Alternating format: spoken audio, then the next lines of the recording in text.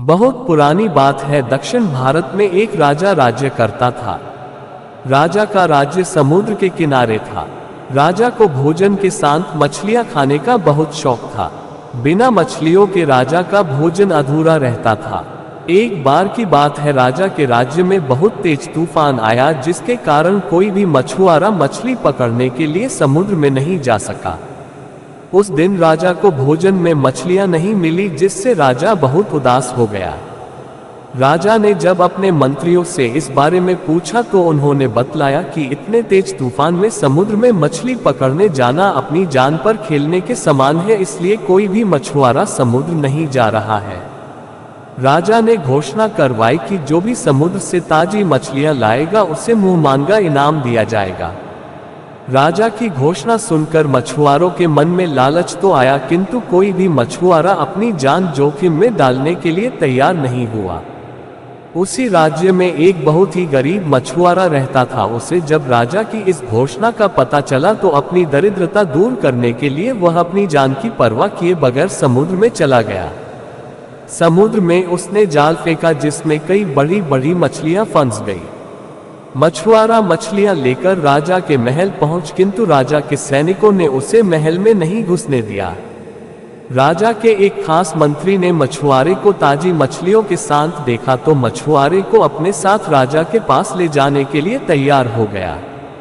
मंत्री जानता था कि राजा मछलियां देखकर बहुत अधिक प्रसन्न होगा और इसके बदले मछुआरे को बहुत सारा धन देगा, इसलिए उसने मछुआरे के समक्ष एक शर्त रखी कि जो भी इनाम मिलेगा उसका आधा हिस्सा मंत्री अपने पास रखेगा।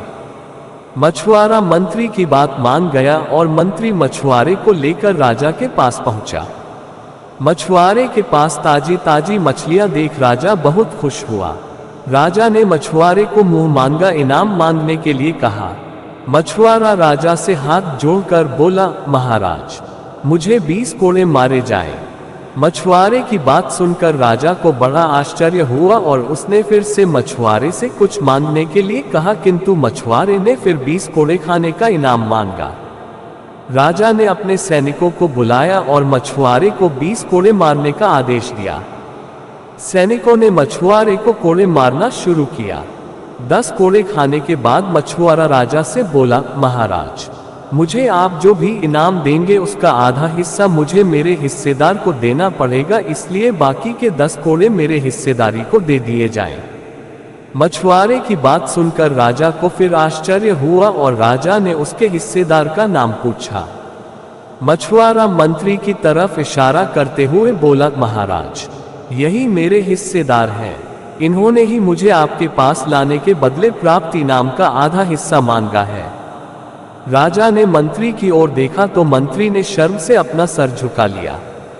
राजा ने आदेश दिया कि बाकी की 10 कोड़े मछुआरे के हिस्सेदार को मारे जाएं। सैनिकों ने राजा के आदेश पर मंत्री को 10 कोड़े मारे। राजा ने मंत्री को उसके लालच के कारण अपने मंत्री पद से हटकर राज्य से बाहर कर दिया और मछुआरे को बहुत सारा इनाम देकर विदा किया। शिक्षा। राजा और लालची मंत्री की कहानी से हमें शिक्षा मिलती है कि लालच में आकर कभी भी किसी को अनावश्यक रूप से परेशान नहीं करना चाहिए।